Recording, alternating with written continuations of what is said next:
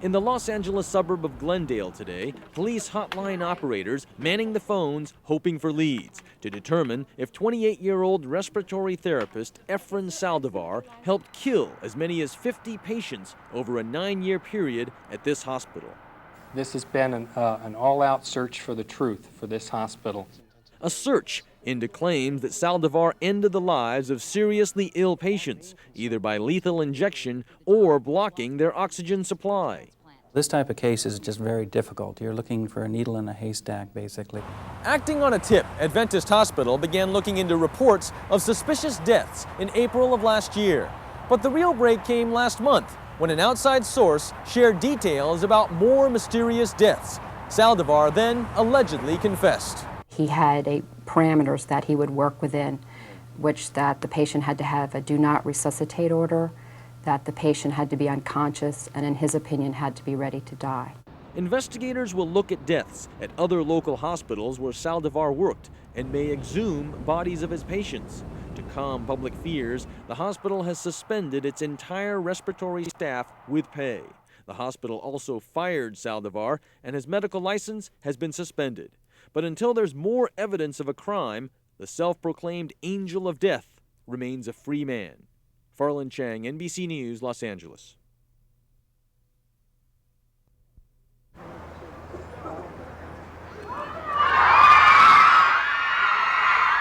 Loud cheers from adoring fans have followed her wherever she goes in Amarillo. Oprah Winfrey, the queen of daytime TV. I have a great deal of admiration for her. But Oprah is also being sued for saying things that may have hurt the backbone of this panhandle prairie town, the cattle industry. Mike Williams is a sympathetic rancher. We're pretty sensitive about our cattle industry, so naturally we support it. And we don't need any bad publicity on it, but hopefully she'll reconsider and have a hamburger. At Danae's Steakhouse restaurant, this sign sums up the feeling of many local residents. I like the Oprah show, but hamburgers, beef is our business. That's how we make our living. Manager Craig Gualtier says the trial is useful because it raises important questions about the use of free speech. I'm a big advocate of freedom of the speech, but I'm also a big advocate of holding people responsible for what they say. In Amarillo, they say 3 things are sacred: God, country, and cattle. I got to go with the cattleman, just strictly because of my dad, because I know it affects us when the cattle market goes down. But even if they have a beef with Oprah, they want her to know they still welcome her. Well, I'm in the pork industry, so hopefully she'll still eat bacon and ham. While some here disagree with Oprah Winfrey for what she said, others adore her for who she is. It's a love-hate relationship between a small cow town and arguably the most powerful woman in America. Farland Chang, NBC News, Amarillo, Texas.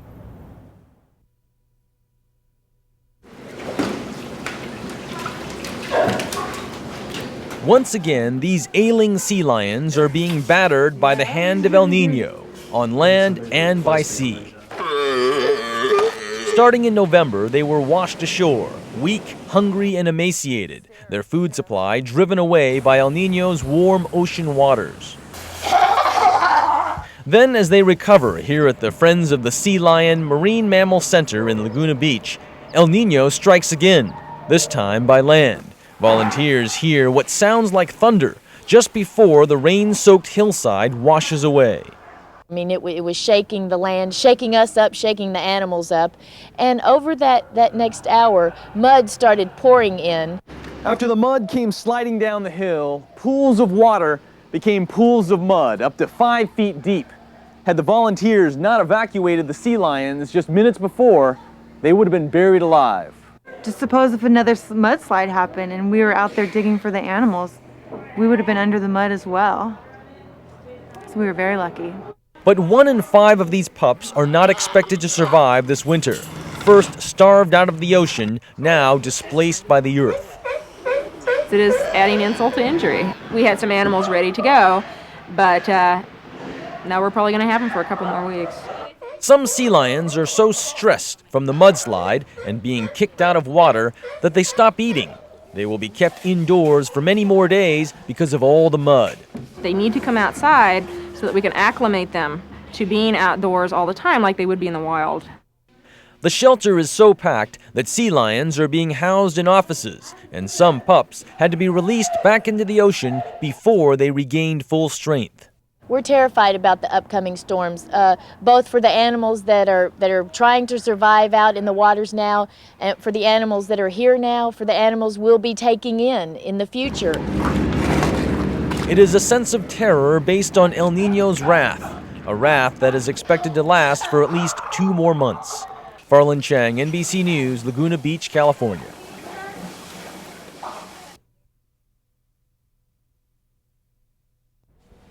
Faced with lackluster sales figures and a falling stock price, the people at McDonald's decided they have to do something. The king of the fast food chains is asking its franchise owners to cut prices to as low as 55 cents for a Big Mac. It's an effort to boost sales, but will the restaurant owners go along? And what about those customers? NBC News correspondent Farland Chang has our report. From this small hamburger stand in Los Angeles, McDonald's has become the largest restaurant chain in the world.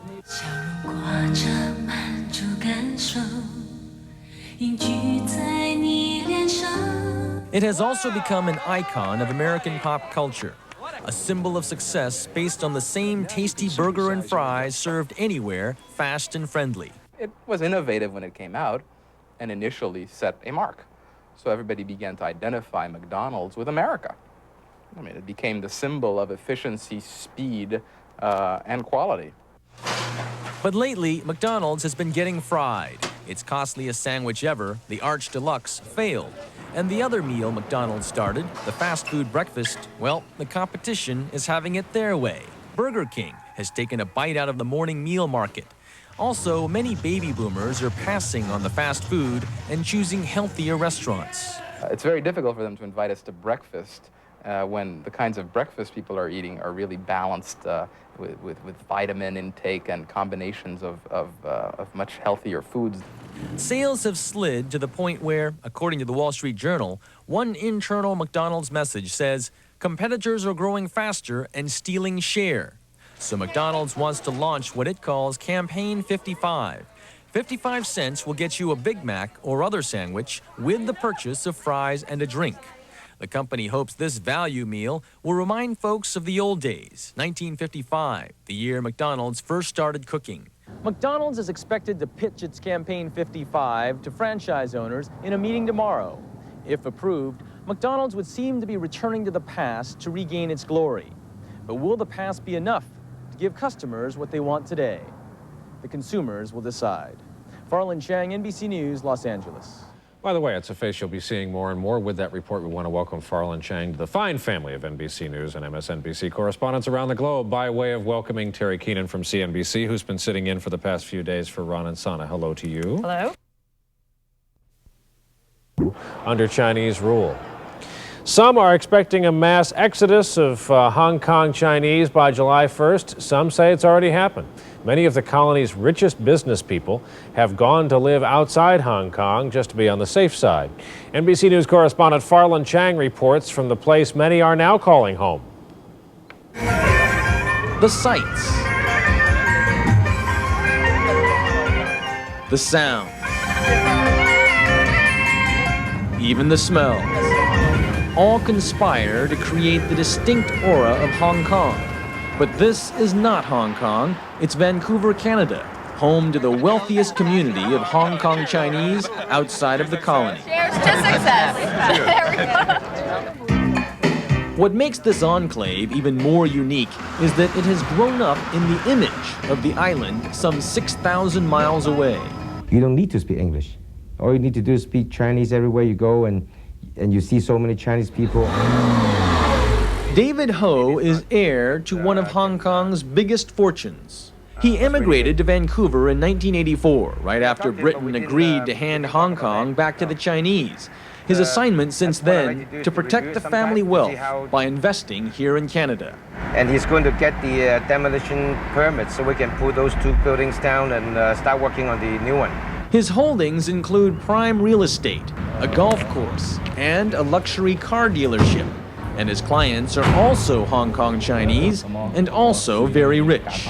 係美國電視台嚟㗎. Most of the people that comes to buy a car, they pay the car out. There's no mortgage, there's no loan or lease on it. They just come and pay cash for it. Business is the lifeblood of this community. In fact, it was a business deal that made immigration from Hong Kong to Canada possible.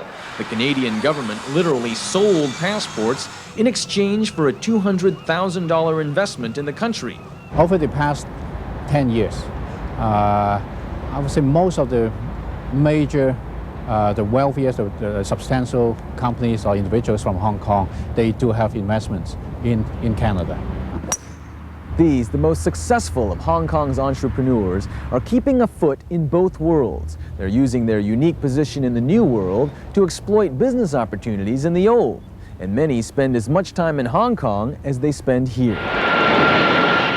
Thomas Fung and the thousands like him are known as astronauts, Vancouver residents who commute back and forth to Hong Kong on a regular basis. Handshake deals are done in the old colonial haunts of the British. Only now, the British are the waiters. Hong Kong is my half home, my second half. 3, 2, 1, kill. Back in Vancouver, Fung founded the first major Asian TV and radio stations here. He moved to Vancouver with his parents in 1967 after riots inspired by China's Cultural Revolution broke out in Hong Kong. The family was, they have concerns over the revolution, with the stability of the Hong Kong environment.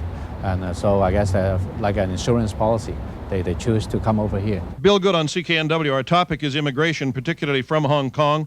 There is some resentment among the local population who have watched their once sleepy logging town become a multicultural metropolis. There's overcrowding everywhere. We just don't have the infrastructure to keep up with it. I'm actually concerned about the impact that the immigration has on the school system. Still, for now, Vancouver is home to more than 100,000 Chinese, most of whom hold dual citizenship. But when you ask people like David Ho whether he feels more Canadian or Hong Kong Chinese, he finds it impossible to answer. I still don't know because it depends on a lot of different things. My children is here, but yet my parents and grandfathers in Hong Kong, so I don't think I can make a decision on that. It could be Hong Kong, could be here, I'm not sure yet. As they wait to see what happens in Hong Kong following the handover, these jet-age nomads cast doubt on the concept of nationality, determined above all to survive and thrive. Farland Chang, NBC News, Vancouver, Canada.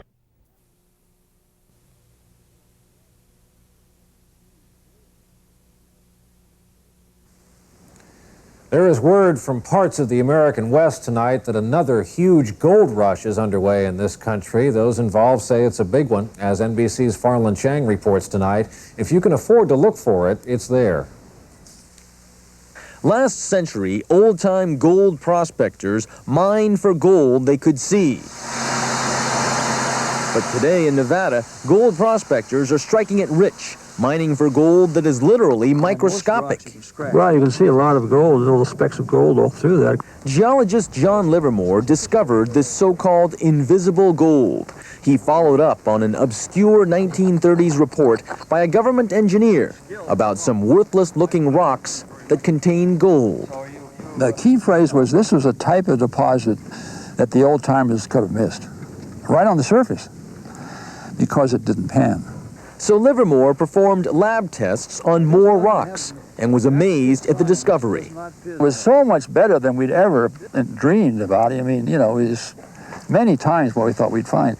His strike in 1961 led to the discovery of more than 30 gold mines. Those mines have produced $18 billion in gold since 1990.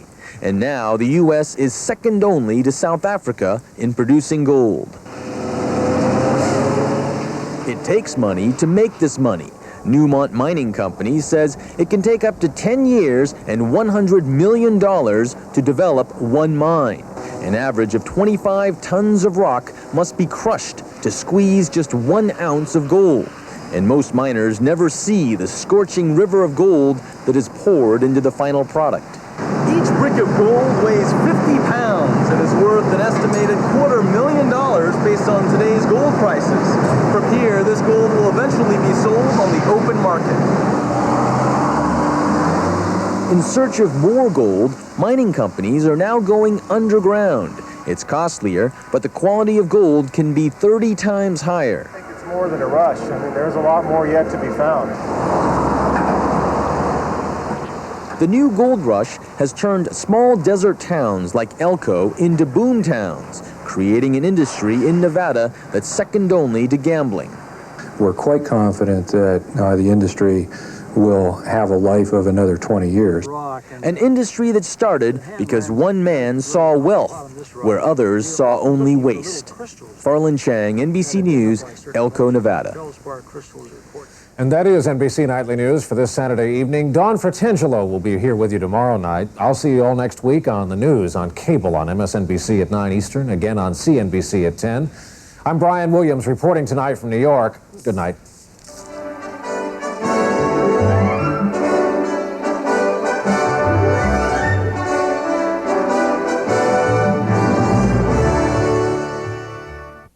In focus this evening, the mothers whose home-based ideas rapidly become home-based businesses. Our report tonight from NBC's Farland Chang.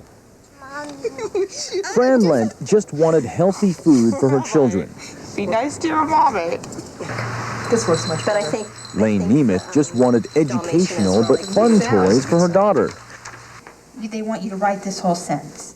And Lisa Marie Nelson just wanted some inspirational music to boost her children's self-esteem. Got a special way to express yourself. For all three moms, necessity was literally the mother of invention.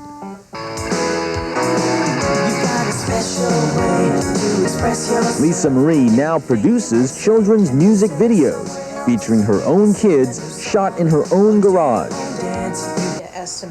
Fran started Fran's Healthy Helpings, using her own kids as taste testers. Bite the head off. Sampling foods in funny shapes with funny names like Lucky Ducky Chicken, Wacky Whale Pizza, and Lovey Dovey Patties. Okay, kind of a surprise that goes in and out. Lane Nemeth now sells toys she approves of, and the business she started in a garage in 1977 now requires a warehouse the size of 3 football fields. It's an $80 million business with 30,000 salespeople nationwide, most of them moms. Nemeth still recalls a meeting with a warehouse owner when she was just getting started 20 years ago. He literally said, well, you can't sign this lease. You're a woman. Your husband has to do it. I saw him many years later. I said, remember me? You have a lot of homework? Scarsdale, New York author Ellen Parlapiano calls women like these mompreneurs. She's one herself. She estimates they are 10 million strong and growing. Most of the moms we talked to in our survey were working part-time, but were making maybe $30,000 a year on less than 20 hours or so of work. Mompreneurs are giving up the long commute, the 9-to-5 grind, and the business suits for home-based careers. And one survey shows that most would recommend it to others. I like running my own company and being the boss and the flexible hours and being able to spend time with my kids. When I before worked for a large company, I felt guilty taking off and going to my child's field trip or doctor's appointment. Now, I don't think anyone should feel that way. Mompreneurs say support from the spouse is vital. Fran Lent and her husband pooled their life savings of $100,000. Lisa Marie's husband financed the entire project, and Lane Nemeth's family went bankrupt 4 times before they hit it big. These mompreneurs say if they have help with childcare and support from their families, they need not choose between work and motherhood. They can enjoy the best of both worlds. Farland Chang, NBC News, Los Angeles. And when NBC Nightly News continues in a moment, opening up a new front in the tobacco wars. By Hurricane Center standards, Danny was never classified as a major storm, but it caused plenty of damage and left an ugly mess to clean up. John Averett has seen many hurricanes, never one with this much rain. Floodwaters woke him up this morning. This ice chest had floated out of the store back to the back bedroom where I sleep, and it bumped me on the arm. I thought something was in the room with me. Everett owns this shrimp store along eastern Mobile Bay. It still froze good and hard for right now. But without electrical power, he stands to lose thousands of dollars. Utility companies face a massive task. Power lines are down all along the Gulf Coast. Highway crews are out too. Many roads are still impassable. And all around Mobile Bay, residents are already cleaning up and making emergency roof repairs. Danny turned out to be one of the slowest moving hurricanes along the Gulf in decades. Like an unwelcome guest, it sat here for so long that it dumped 41 inches of rain in Mobile Bay. Tree roots in saturated soil could not hold. This pine smashed into part of Bill Harrison's home and landed on his pickup truck. It's just been something that we would not want to go through again. It's been more just exhausting more than frightening. Tonight, Danny is only a rainstorm moving inland across the Florida Panhandle. And the message from the people around Mobile Bay is good riddance. Farland Chang, NBC News, Point Clear, Alabama.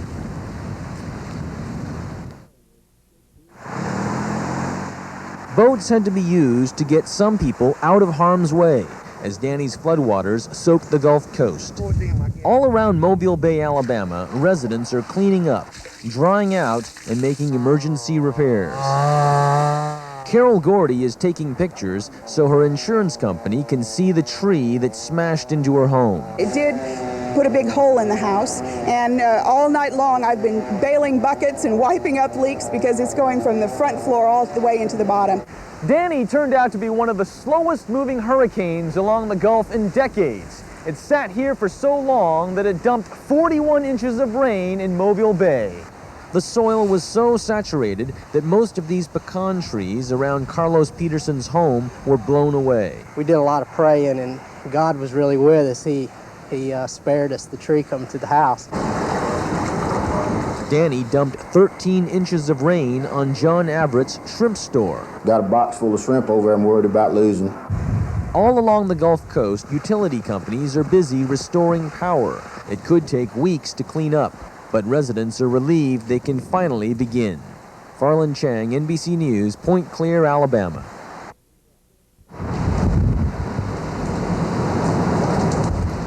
Like an uninvited guest, Hurricane Danny is the storm that won't go away. It has been pelting the Gulf Coast since Friday. This morning, as its leading edge hovered near the mouth of Mobile Bay, Alabama, many who had ridden it out last night were on the move. These vacationers are from England. I've never seen anything like it. I can't believe I've never seen anything like it. Nothing like this in England. Scary? Yeah. With maximum sustained winds near 80 miles an hour and gusts even higher, Danny leveled this 4-story condo under construction in the resort of Gulf Shores, Alabama. My vinyl side is coming off. Jimmy Smalley wanted to escape Danny's fury. We came down to get my boat, but we came a little late, and then the power lines fell, and we just got stuck. Tens of thousands are without power. Many roads are impassable, and the highway which connects the Alabama mainland with Barrier Island resort towns has been closed. Joe Weed and other residents of this condominium tried to begin cleaning up even before the storm had stopped. This is the first hurricane that we've actually been in, and it's terribly interesting, and it's really beautiful, but it's a little scary. The biggest problem from Hurricane Danny is not wind, but rain. It's dumped 18 to 20 inches in some parts, causing severe flooding in low-lying areas. More than 1,700 coastal residents from Alabama, Florida, and Mississippi are now riding it out in shelters. And with Hurricane Danny still spinning, that number is likely to grow. Farland Chang, NBC News, Gulf Shores, Alabama.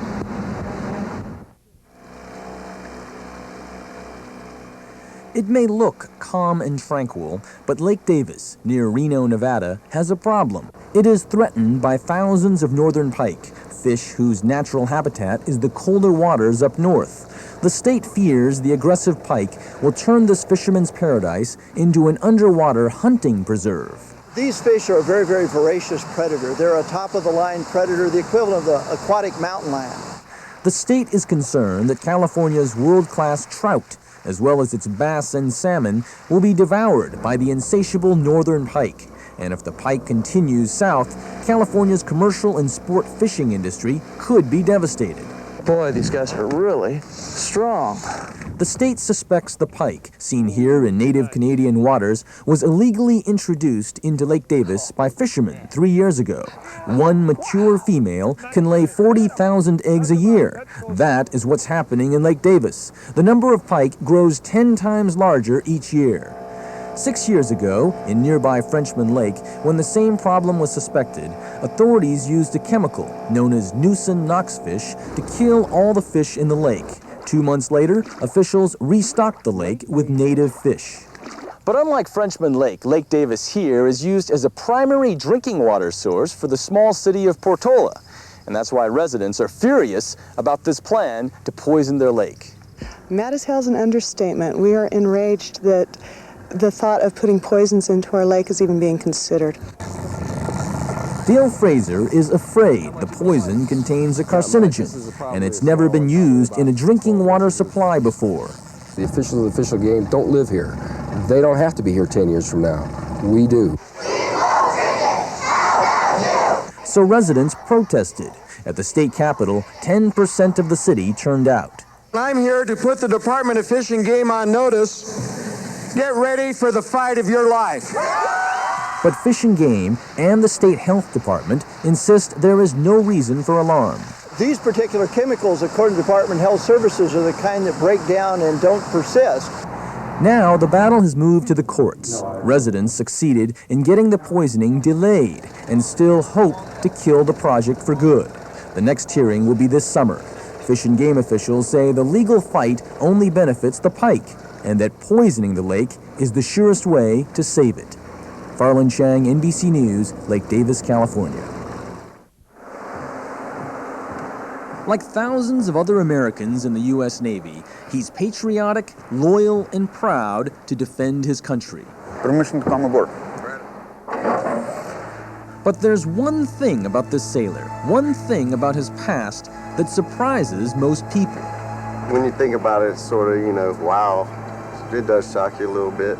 30-year-old Vadim Gudin has essentially led a double life. They say, hey man, are you sure you're not a KGB spy? Of course, nobody meant it seriously. It has been a life propelled by extraordinary change. Mr. Gorbachev, tear down this wall. 10 years ago, Mikhail Gorbachev still controlled the communist bloc. The Soviet Union still ruled as a superpower. And Vadim Gudin still believed the United States was the enemy. This is Moscow, Red Square. He wore a different uniform back then, one with a communist pin.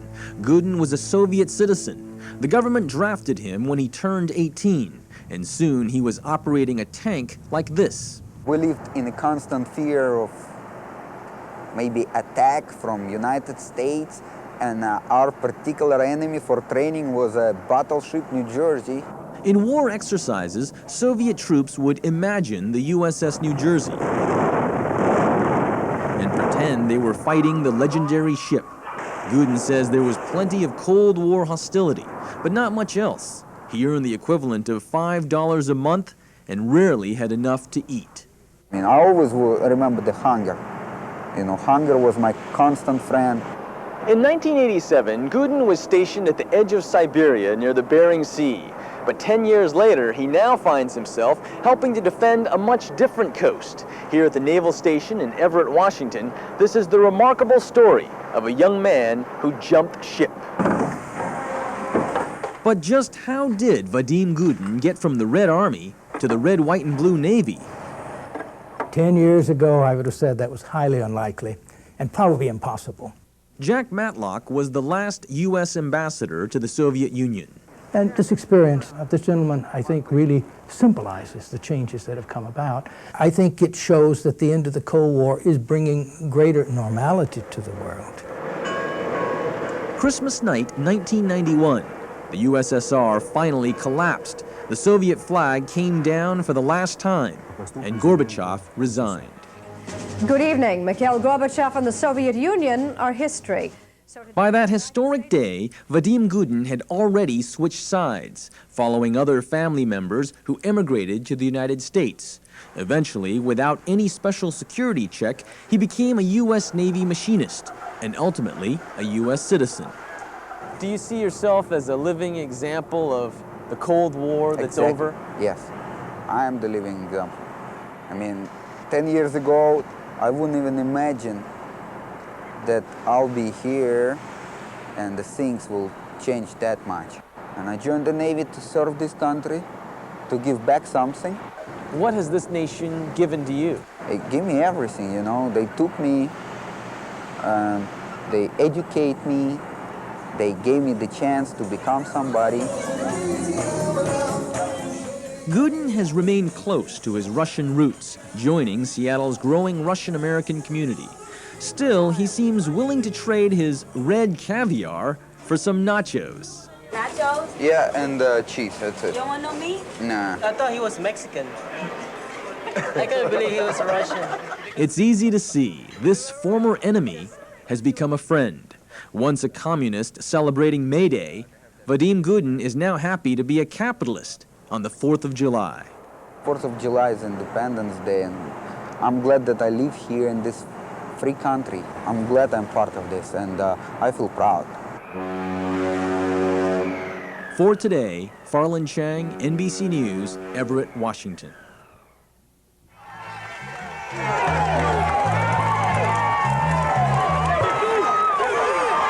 He is getting the celebrity treatment as he tries to get accustomed to life on the outside. This weekend, Geronimo Pratt is in Louisiana to reunite with his 93-year-old mother he had not seen for more than 20 years.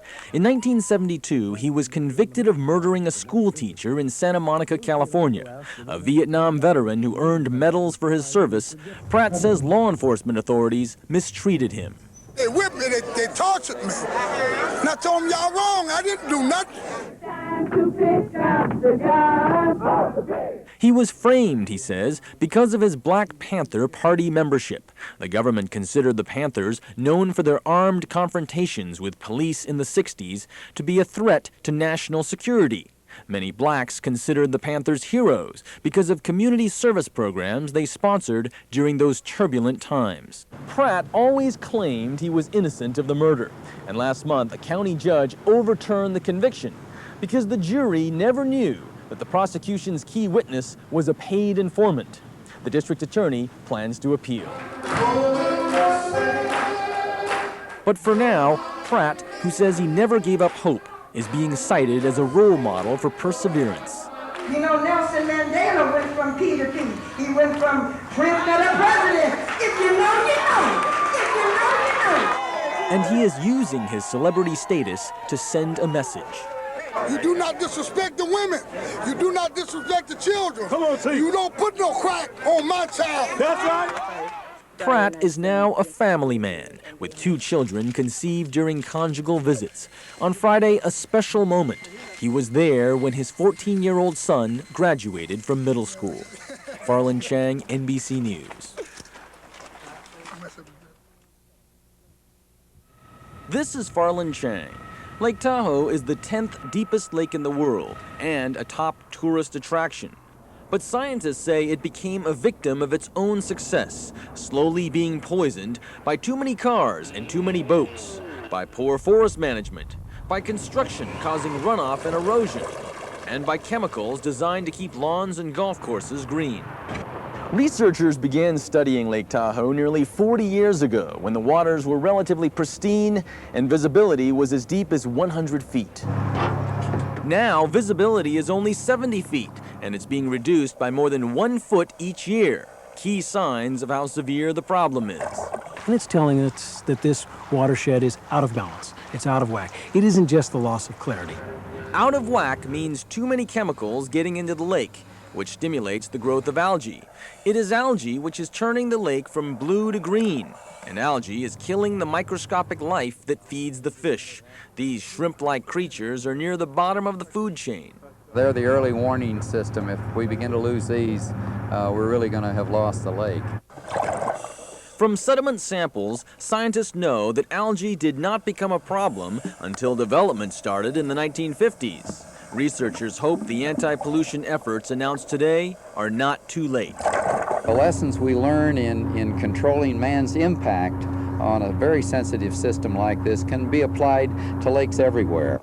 Scientists estimate it could cost $1 billion to revitalize Lake Tahoe, and they warn that the work needs to begin soon. Farland Chang, NBC News, Lake Tahoe.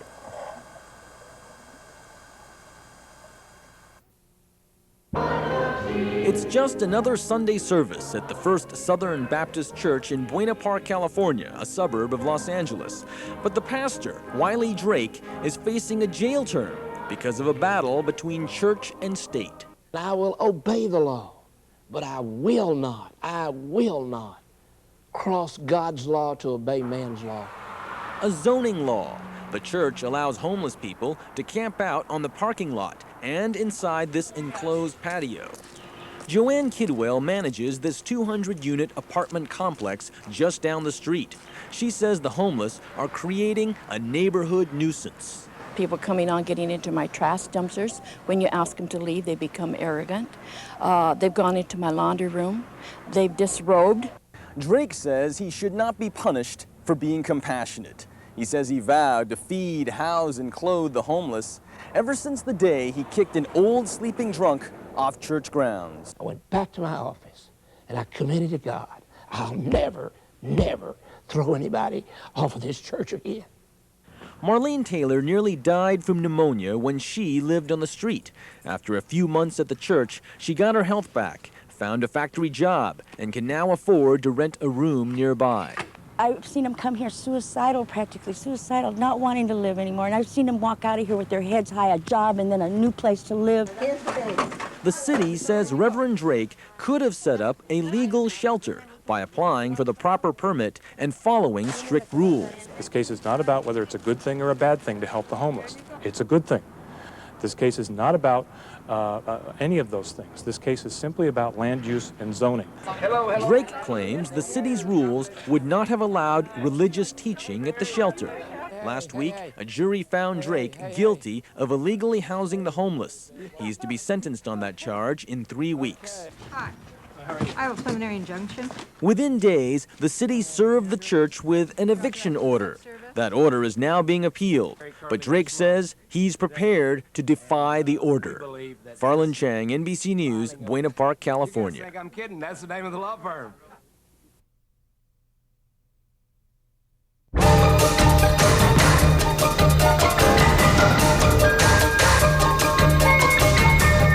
Michael Bloomberg was once fired as a Wall Street equity trader, but he went on to build one of the fastest-growing media empires in the world. In this Thursday's Entrepreneurs Only segment, he talks about his success and how to survive in the information age.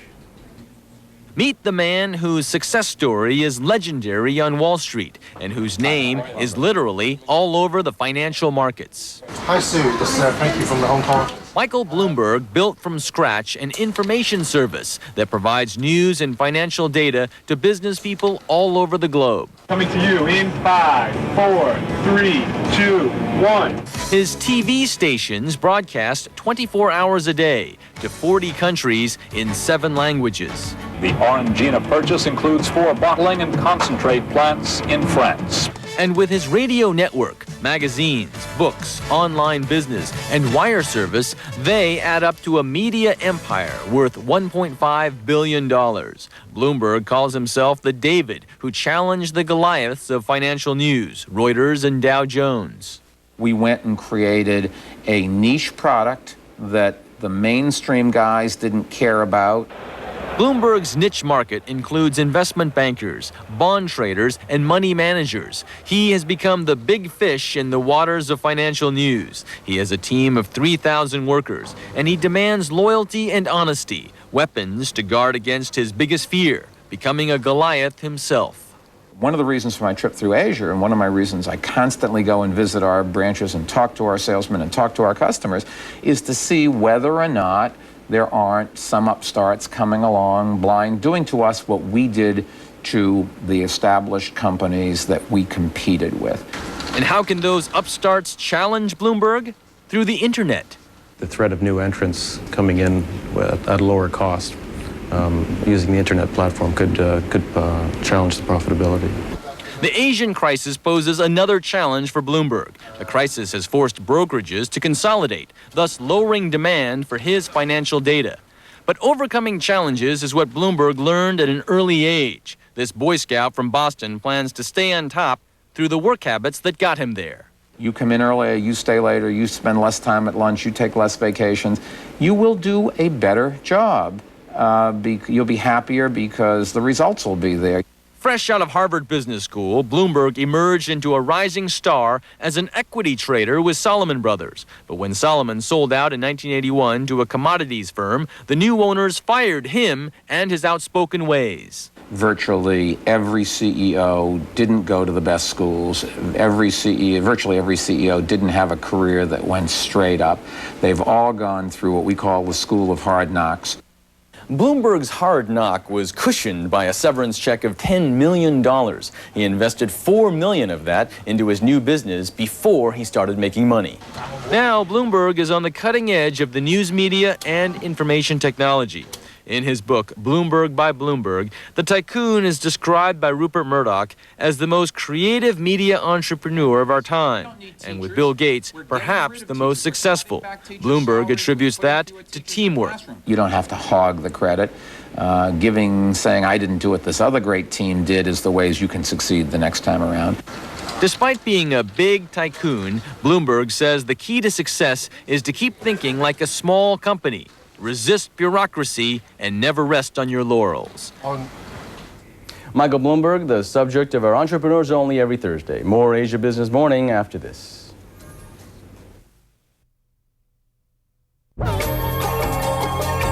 And now our Monday edition of Asia Rising. We look at a small company with big plans. Sunday is a mobile phone service that started in Hong Kong just as the Asian crisis began. But this North American company has managed to carve out a niche for itself in the toughest cell phone market in the world. Hong Kong has more adults per capita using cell phones than anywhere else in the world. So how does a North American newcomer break into this market? With funny TV ads that, well, break wind.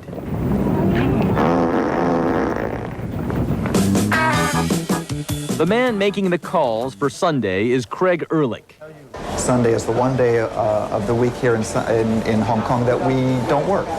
We have time for ourselves. We do whatever we want. So Sunday is kind of a lifestyle feeling.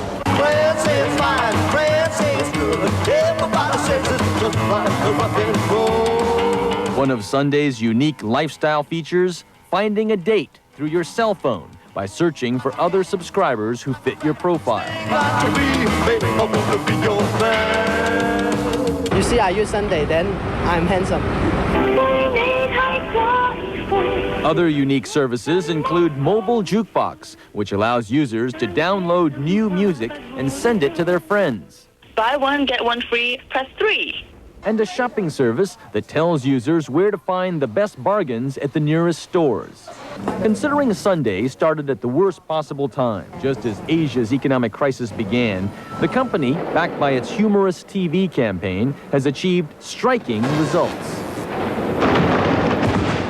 Sunday has gone from nothing to revenues of $170 million, a workforce of 700, and a customer base of 270,000.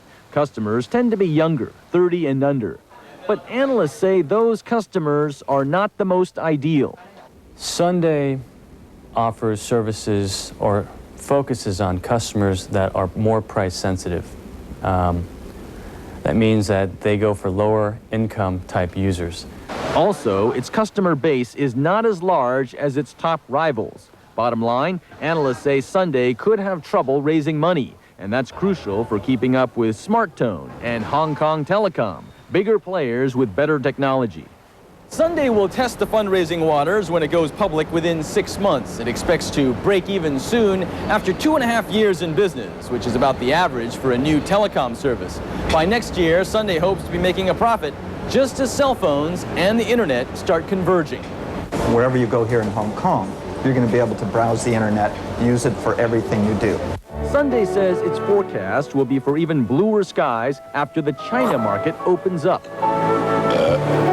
Until then, Sunday is building on its image as the coolest place to connect.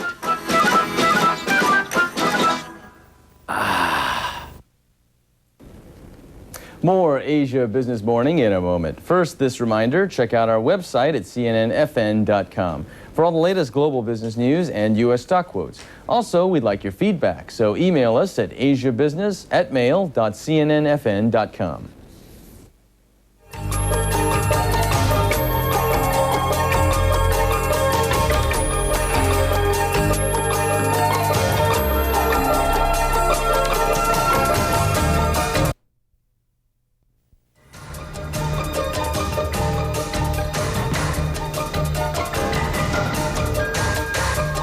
Now our Monday Asia Rising segment. Korea's automakers ran into trouble in the mid-90s by expanding too fast and neglecting consumer needs. But now, thanks to improved standards and lower prices, some are driving fast into the U.S. market. Recently, I was in Los Angeles where I took a closer look at how Korean car makers have staged their comeback. With help from its humorous TV ads, Kia Motors is on the right track. Sales for Korea's #2 car maker have been up 50% every year for the past 3 years. Meanwhile, sales for Korea's #1 car maker, Hyundai Motors, are up 64% from last year. That's much better than growth seen by either U.S. or Japanese car makers. Things are better for the Koreans. I think they're working harder on quality. I think they've learned some lessons from the Japanese, as the Americans have. Does this one have dual airbags? Oh, yeah. The big Korean car makers, Hyundai, its affiliate Kia, and newcomer Daewoo, still only make up less than 2% of the U.S. market. But they are shifting into higher gear, with Kia the most impressive. After just 5 years in the U.S., Kia is now among the fastest-selling cars. We followed a Corolla on a 200,000-mile road test. Kia's strategy has been to underprice the Japanese imports. We priced the Sophia for around $3,000 less. We're obsessed, not stupid. And to emphasize quality. Korean cars they're just more attractive, I guess, and dependable. Well, we've been a Kia dealer now for 6 months. Our sales have increased from 0 to 30 units, which is unheard of, because of the reputation the Korean cars had. To overcome that poor reputation from a decade ago, the Korean car companies took a bold step, providing long-term warranties. Hyundai's 10-year warranty is twice as long as most other car makers. From a short-term marketing perspective, it's brilliant. As I said, from a long-term perspective, it's a little risky. I think it offers us an opportunity to stand up in front of people and say, we put our money where our mouth is. The low prices have also been a big lure. Hyundai's Accent and Daewoo's Lanos are the lowest priced cars sold in America at under $8,750. It was the pricing, I have to be very honest with you. But not everyone is happy with what they paid for. Really good. On customer satisfaction surveys, Korean cars have ranked below average. But according to marketing firm J.D. Power, the cars have consistently improved over the past 5 years. And now with robust sales, they are making rivals envious and giving Koreans faith they can stay on the road to recovery. The momentum in the Korean car sector is likely to build up further. Merrill Lynch says the domestic market is improving in South Korea and has almost fully recovered to the pre-crisis level. I'll be back with a recap of the markets here on Asia Business Morning in just a moment. First, this reminder, for all the latest global business news and U.S. stock quotes, check out our website at cnnfn.com. And for more news about Asia, click on to cnn.com/Asia Now, an internet collaboration combining the strengths of CNN, Time, and Asia Week.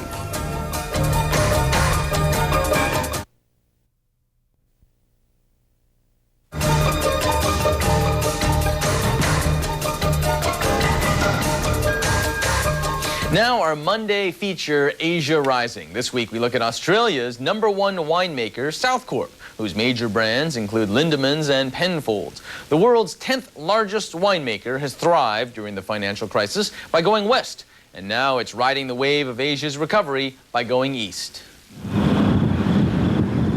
In the vineyards down under, the grapes are still ripening, but business is already sweet. Australia's wine exports jumped 25% in the past year. Australian wine is perceived as being good value, well priced in the market. Australia has a small share of the global wine market, but that share is expanding fast, from just 2.5% to 4% in the past 3 years. Leading the way, Southcorp, with $660 million in total sales in the year to June. International sales account for almost 50% of our total revenue. Most of those exports go to the U.S. and Europe. These Western markets help Southcorp maintain annual sales growth of nearly 30%, even during the worst of the Asian crisis.